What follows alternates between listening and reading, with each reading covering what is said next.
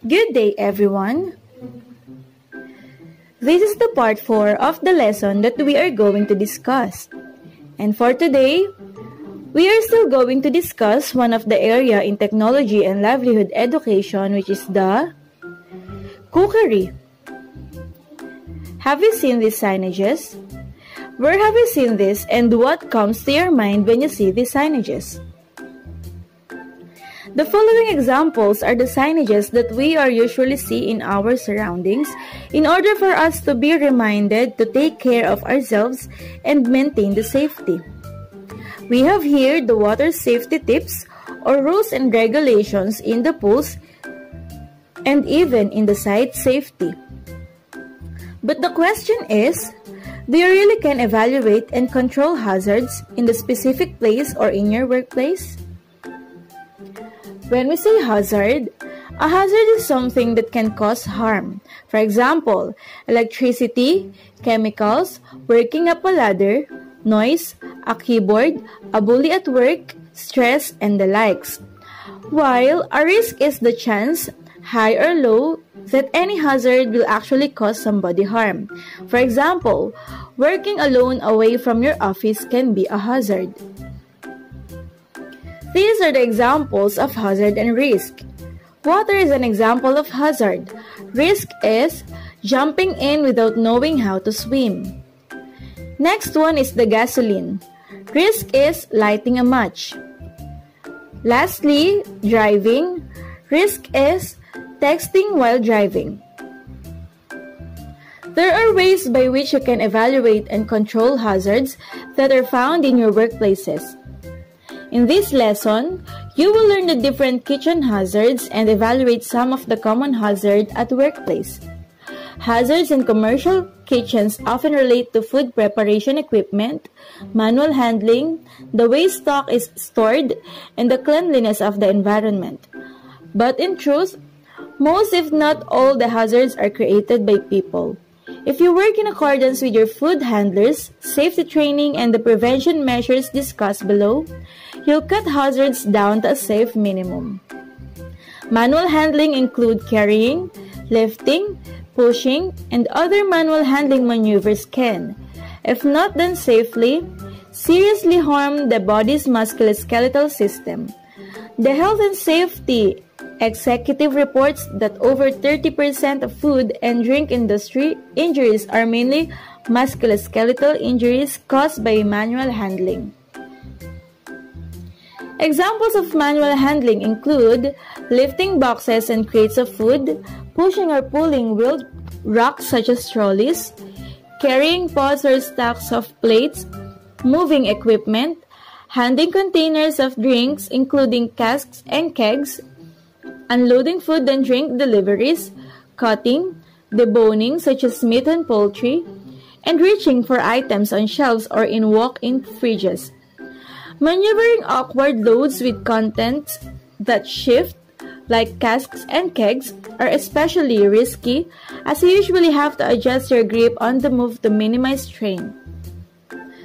To minimize manual handling hazards, you should keep the load close to your body with the heaviest side facing yourself. Get a good grip of the load and adapt a stable position.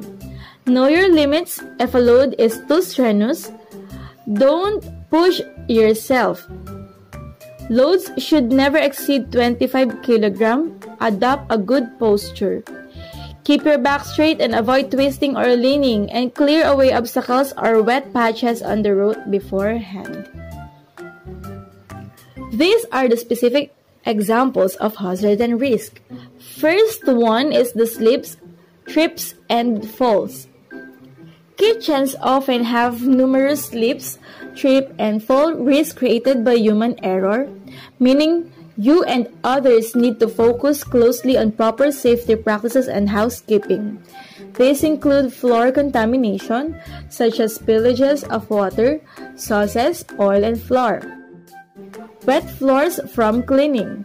Obstructions in walkways, including trailing cables, boxes and crates, bins, cleaning equipment, uneven, worn down or loose flooring, and using a ladder to access high pantry shelves. To minimize minimize slip, trip, and fall hazards, you should carry out good housekeeping. Clean spillages and move obstructions out of walkways right away. Take extra care while cleaning. Avoid leaving puddles behind and make sure the cleaning materials you're using are correct for the type of floor in your kitchen. Dry mop where possible to eliminate slip risk altogether. Report any issues with the flooring or work activities that are generating hazards when they shouldn't. For example, leaking equipment, the ladders in accordance with safety instructions, rest ladders on a firm, level surface, and only use them for up to 30 minutes. Do not lift more than 10 kg up a ladder and avoid accessing heights without a suitable ladder. Chairs and shelves are unsafe to stand on. Carry out deliveries with a co-worker. Working with someone minimizes the amount of times you have to step on and off the back of a truck and put yourself at risk of falling. Food or item storage is also important. To store correctly, you should store heavy items no higher than waist height and don't overstock shelves. Use a FIFO or first in, first out food storage system. Use a step ladder if you must access higher shelves, so you don't have to reach above your head. Follow ladder safety rules. Follow your food safety and hygiene training. Know how to store food in the fridge safely. Ready-to-eat food on top. Raw meat, poultry, and fish on the bottom. And fruits and veg in the bottom drawer. Keep food in containers for further separation and don't overload the fridge. Check best before the use-by dates on stock regularly.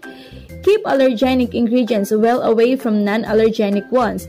And ensure the temperature of the fridge is between 0 to 5 degrees Celsius and the freezer is below 18 degrees Celsius. Second one is the fire and electrical hazards. You regularly use electrical equipment and naked flames in a kitchen. Fire and electricity are serious dangers. They can cause burns and shocks or even ignite a fire. To minimize fire and electrical hazards, you should keep an eye out for sources of ignition and fuel. Remove cardboard boxes, packaging, and floor with wet cleaning to prevent creating a combustible cloud. Take extreme care when working around naked flames or electric stoves, and keep flammable materials away from sources of heat, and remember to wear a suitable chef's safety jacket. Check appliances and equipment's cables and plugs for signs such as fraying, dents, cracks, exposed wires, or burn marks. Also listen out for any unusual sounds. Clean up spilled chemicals immediately, like use of non-flammable materials to do so. Use electrical equipment and appliances only for their intended purposes. Follow all training provided to you.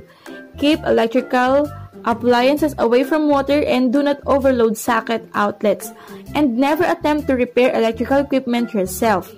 If it appears faulty or has stopped working, take it out of use and report it to senior staff ASAP.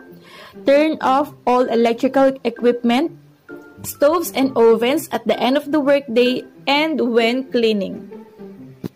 Effective occupational health safety procedure may lead to: occupational safety creates new opportunities. Occupational safety affects company reputation and productivity. Well-maintained occupational safety saves money. Control hazards and risks in the workplace.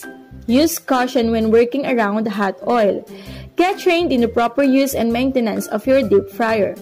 Observe all safety procedures and wear all protective equipment provided for your use while preparing hot items. Use gloves and scrapers and other cleaning tools with handles. Use the correct grease level and cooking temperatures for your deep fryer.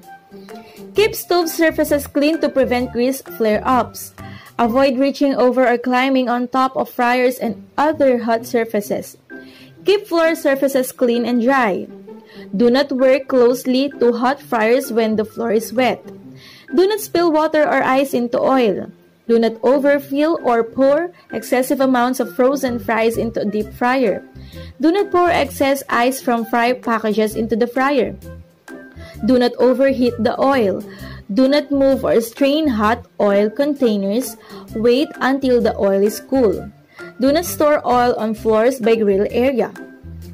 Extinguish hot oil or grease fires by using a Class K fire extinguisher.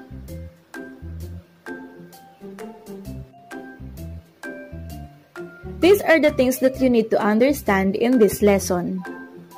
And now, kindly evaluate the hazards and risks present in the following pictures. First picture is in the office. Second picture is in the grocery store. Third picture is in the gasoline station. And fourth picture is in the fast food restaurant. Let us see if you know how to evaluate the hazard and risk found in the different workplaces given. That's all for the part 4. Thank you for watching!